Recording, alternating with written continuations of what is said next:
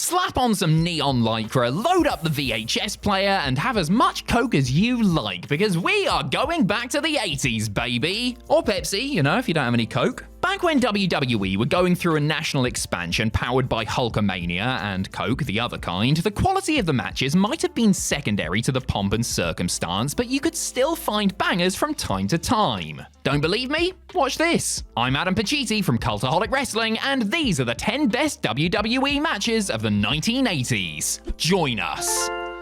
Number 10, Tito Santana vs. Greg Valentine in MSG. Greg Valentine may have always looked like your mum's middle-aged mate Janice, who smoked 2 packs a day and wore leather pants regardless of the weather, but the man could go when the bell rang. Not as hard as Janice, of course, but pretty damn hard nonetheless. The Hammer was a surly heel who didn't really do much besides methodically turn his opponents into hamburger meats, which made him the ideal dance partner for spirited, high-energy babyface Tito Santana. The two men had several standout matches against one another in 1984, but their choice encounter from the world's most famous arena on November 26th of that year gets the nod here. It started out as a brawl with Santana gaining the advantage before Valentine was able to take over and slow things down before the bloody and brilliant closing stretch that ends somewhat disappointingly in a draw due to them going over curfew. Regardless, they beat the hell out of each other the entire way in a match that was never less than compelling. A standout bout from a standout feud of the era, fueled by pure emotion, mostly hate in this case. Number 9, The Rockers vs. the Brainbusters in MSG. It used to be so easy, didn't it? Just stick a couple of well-oiled, bone-bending baddies in there with 2 plucky, high-flying, blue-eyed goodies, give them 15 minutes to work their magic, sit back and enjoy the show. Any combination of Arn, Tully, Shawn and Marty would have been gold, but the 4 of them rocking Madison Square Garden with a Southern-style tag team offering was simply divine. The Rockers shone early on, using their quickness and ingenuity to out-wrestle and outsmart the Brainbusters, throwing out some tasty arm drags, drop kicks and super kicks, before Anderson and Blanchard isolated Michaels by expertly cutting the ring in half. Blanchard and Anderson gave the Heartbreak Kid some hope spots while beating him down and bending the rules until Michaels was finally able to make the hot tag to Jannetty, who cleaned house prior to Double A cheating for the win. It's simple formula stuff really, but it's so well done and demonstrates textbook ring psychology amongst some exciting fast-paced action.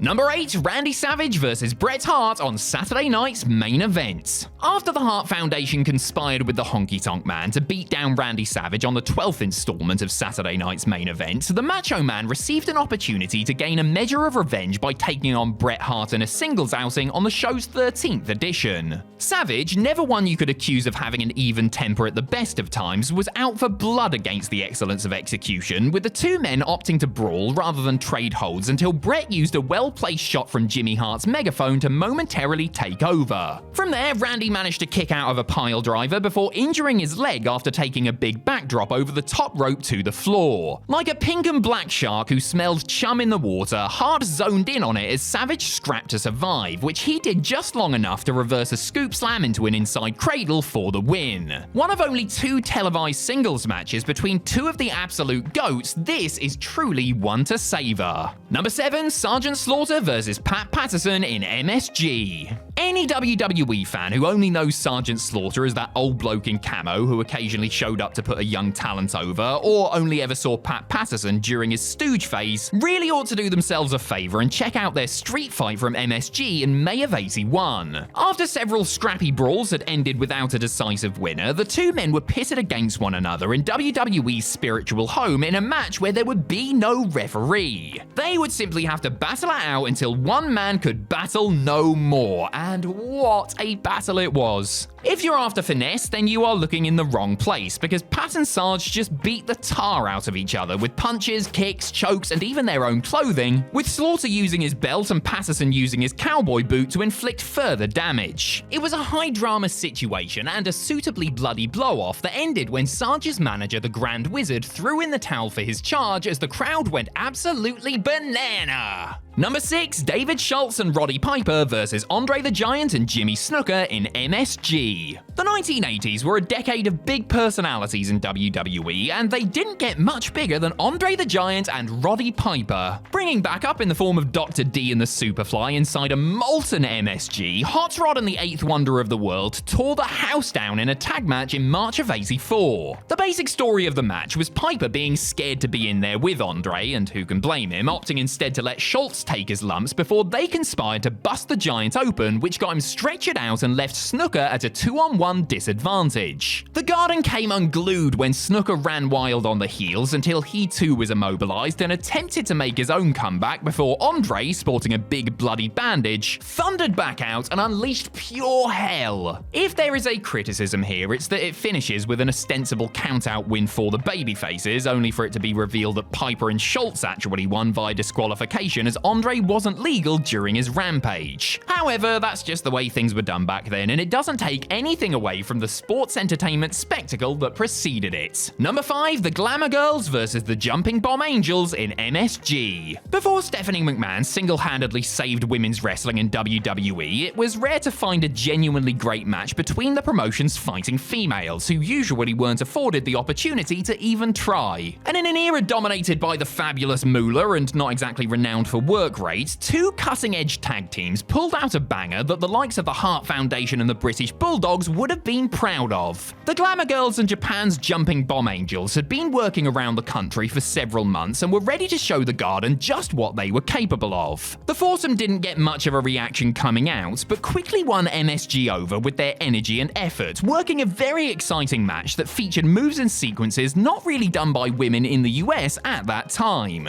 It wasn't perfect, and there were a couple of ropey moments here and there, but you overlook them and find yourself getting drawn into the story of the match as it goes along, leading to a frantic closing stretch. Truly a total show stealer. Thank you, Stephanie McMahon. Number 4, Randy Savage versus Hulk Hogan at WrestleMania 5. The Mega Powers explode! Almost 2 years after forming their awesome alliance, Randy Savage and Hulk Hogan clashed for the world title in the blockbuster main event of WrestleMania 5. The build had been spectacular, with the Dynamite angle where the Macho Man viciously turned on the Hulkster, rightfully so after terrible Terry lusted after Miss Elizabeth, it must be said, doing wonders to generate interest in the match, which made a gazillion dollars on pay-per-view. As far as the bell-to-bell action, it was really good. Savage did his thing, Hogan did his, they worked well together, and though the Trump Plaza crowd could have been a little more enthused for such an epic encounter, Randy and Hulk delivered on the grandest stage. Savage simply worked his arse off, Hogan sold for him, and Liz's role at ringside provided added intrigue before the ref booted her out. The result, though, was never in doubt, as Hogan kicked out of a big flying elbow, hulked up, hit his usual, and regained the World Championship. The true highlight of a so-so show, it also ranks as one of the best matches of Hogan's prime, and another example of why Randy Savage was as revered as he was. Ooh yeah, dig it!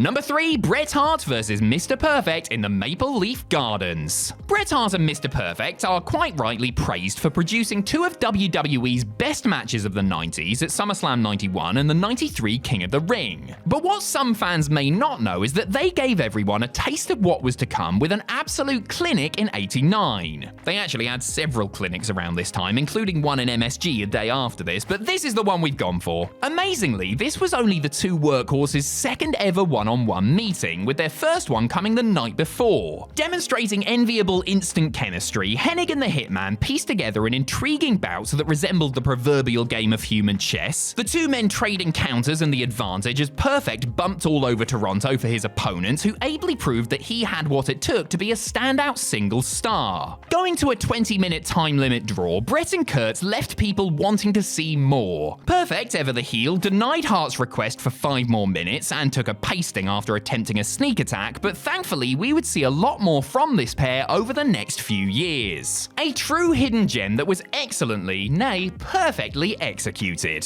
Number 2, the Iron Sheik versus Sgt Slaughter in MSG. Oh yeah, Sarge was cooking during the 80s, maggots. Because this right here is top quality pro wrestling. And again, for fans who see the name of the Iron Sheik and think mental old bloke who said and did mental things, just know that he could bring it when when he wanted to, and against Slaughter in the Garden in a boot camp match, he brought it and then some. Natural rivals, and in many ways the perfect feud for the time period, Sarge and Sheik blew their feud off in some style, putting on a crimson-coated, hate-filled fight that played out in front of an electric audience. If you want to see good technical wrestling, look somewhere else and maybe get a life while you're at it, because this is all about unbridled passion and intensity, with Sheik pulling off an all-timer of a blade job after Sarge springs a gusher himself as they just beat on each other in brutal fashion. The drama-filled ending is poetic too, as Slaughter used Sheik's own loaded boot to finally end the match and win the war. I mean, not literally, there was still a war going on, but it was a moral victory for the US of A. Number 1, Randy Savage versus Ricky Steamboat at WrestleMania 3. Hulk Hogan and Andre the Giant's titanic world title showdown may have drawn 93,000 to the Pontiac Silverdome, but the Intercontinental Championship Classic between Savage and Steamboat stole the damn show. Most of their peers raised eyebrows at their decision, prompted entirely by Savage's obsessive perfectionism, to diligently script and rehearse every bit of the match ahead of time. However, the proof is in the pudding, and this was a Michelin-star chocolate souffle all the way. To be honest, any one of the matches between the Macho Man and the Dragon from this era could have made it onto our list, but this makes the cut for being not only arguably their very best effort, but for taking place on the grandest stage. The two men cut a blistering pace and had the masses in Michigan hooked every step of the way, piecing together an enthralling back-and-forth contest that contained far more near-falls than your average WWE match from the time.